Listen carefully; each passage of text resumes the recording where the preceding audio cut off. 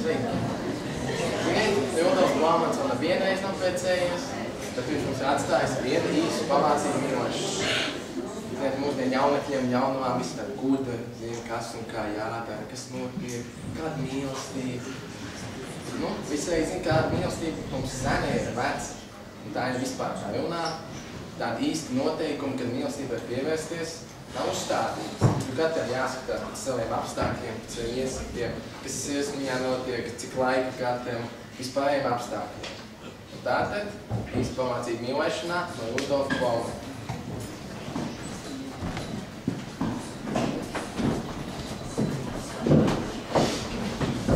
Pirmā tuvošanās. Pilsētā vislabākā izdevība priekš pirmās tuvošanās iznāk pastaigājoties.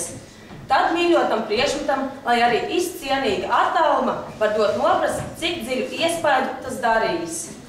Sekošanā nevajag nogurt, taču cienītais nedrīkst arī kļūt uzbāzīgs. Katrs vīrietis pats nomanīs, cik tālu tas drīkst iet. Pārāk skaļa nokrekšķēšanās, kāsēšana vai nopūšanās nav ieteicams, jo tāda izturēšanās lēti var kļūt smieklīga, un no tam jāsargājas. Priekš jaunumām jāpiezīmē, lai tās ar pārspīlētu atturību nesaceļ domu, ka viņas pilnīgi nepieietamas. Katram skuķam arī ieteicams spoguļa priekšā iemācīties neuzkrītoši skatīties sānis, lai pakaļnācēji varētu novērot. Skatu logu priekšā jāapstājas un jādara tā, it kā tur izstādītos priekšmets aplūkotu. Dārzos un alejās it kā nejauši cimdu vai ko tam līdzīgi var nomest zemē. Vīrietis, kuram godīgi nodomi, priekšmetu pacels un nodos pazaudētājai. Atvainojiet, es pazaudēju cimdu. Paldies. Jā, protams. Ja dāmas mājas numurs nav zināms, tad viņa jāpavad līdz mājai un jāielāgo, kur viņa nozūd.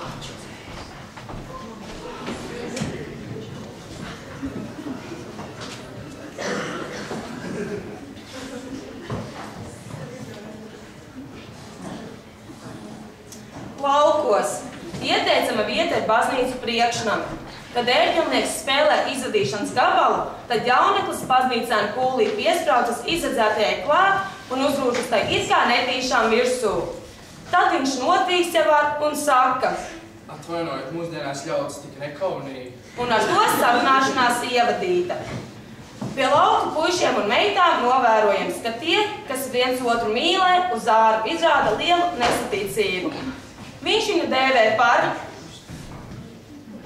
Korno kazu. Viņa nosauc par Tupais āru. Bet slepenībā viņa salāpa viņa krēklus. Viņš tur pretim atnes tai svētdienās pa vienai bombongai.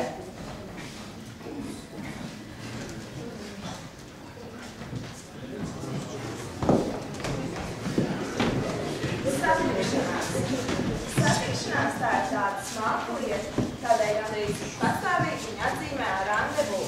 Pirmais likums – jāstiekas senčiem nezinot. Ievērot cūku vai bobļu kūts, nezem kādiem apstākļiem nav jāuzraugās pa satikšanos vietu. Otrais likums – pilsētās satikšanās vietām jābūt maz apmeklētām, piemēram, Autobusu pieturas, muzeji. Lapens. Dārs. jo tā ir ideāla vieta priekš jauniem ļaudiem, kur var mīlestību pirmot gaisā. Trešais likums. Zemnieku mājās puišu un meitu parastā satikšanās vieta ir klētiņa, kur meitas pavasarām guļ. Puisim jāsaka meitai, ka viņam vienam pašam stals. Ja meita viņam ar grābekli lietos pa pleciem, bērnu mēsu sakumiem iebilž ribās, tad tā ir pazīme, ka vakarā klējas durvis būs vaļā.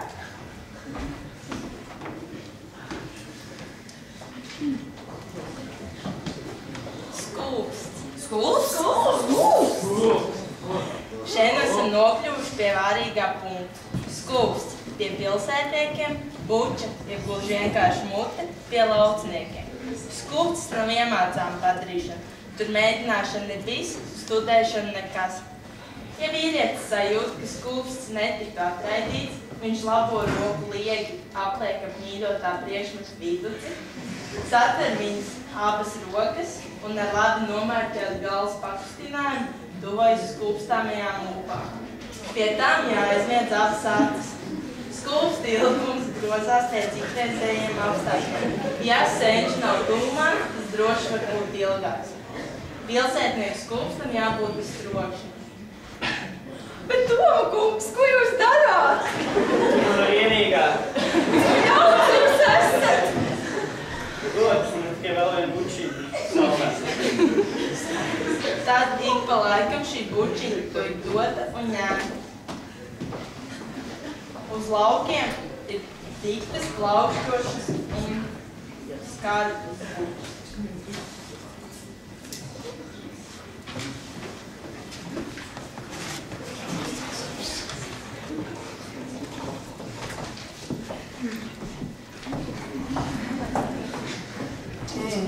Ak, tu pagauns!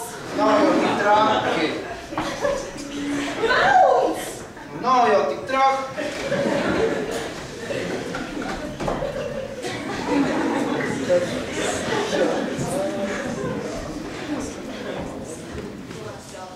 Čalošana.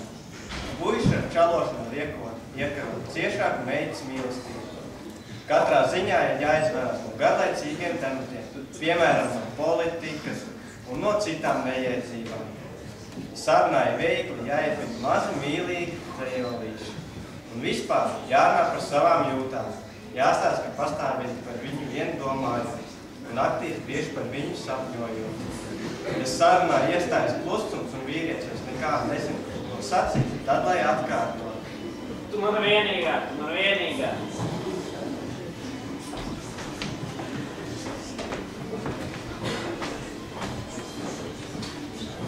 Mājiet nākamai līgalai. Pilsētniecei jāieminās, ka savas cepures pati taisa, ka pati vāra ēdienas un labāk komulīgi dzīvo mājā, nekā apmeklē visādas balvas. Ja cienītājs jaunāk mājā, tad jānoīrē švīmā mašīna un jāstāsta, ka visas kleitas pašas taisīt. Jauno šajā laikā nedrīkst rādīties bez rokas darba. Precinieku apciemojumiem nedrīkst ļaut stieties garumā, lai jau pirms kāzām neiestājas apnikšanas. Ja līgava pēc atpazīšanās vēl ko grib darīt, tad tā, lai nostājas pie otru un aizdošam, lai veicina ar tīru apstākļus. Lauku meitas pārveidina svētdienās savu pūru, lai puisis redz, cik pūrs bagāts. Ja pūrs tukšs, tad lādē slepeni jāiekraut daži ar paklām aptīti lielāka akmeni. Šai laikā meitas nedrīkst vēl kā cauri zetu, lai brūdgās nedomātu, ka meitas linka. Pēc atvadīšanās skūpsta sadarinājies, sadarinātā iesaucas. Kad tu atkal atnāksi, Kārli? Uz laukiem nākamā līgava savam brūdgānam pasteidz pakaļ un iedūš sierku puci svāku ķešā.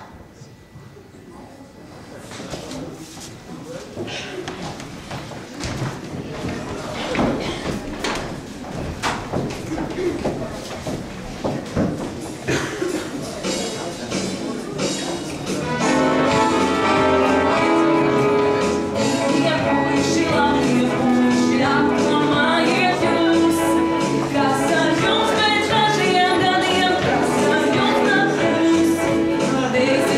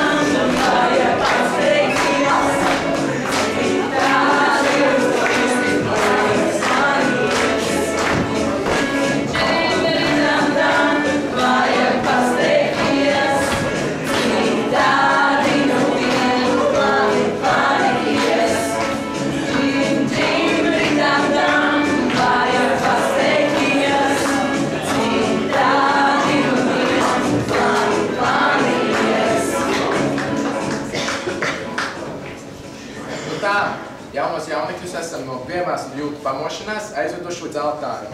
Tur sākas laulība, un vairāk vai mīlestība mums nav ko mācīt.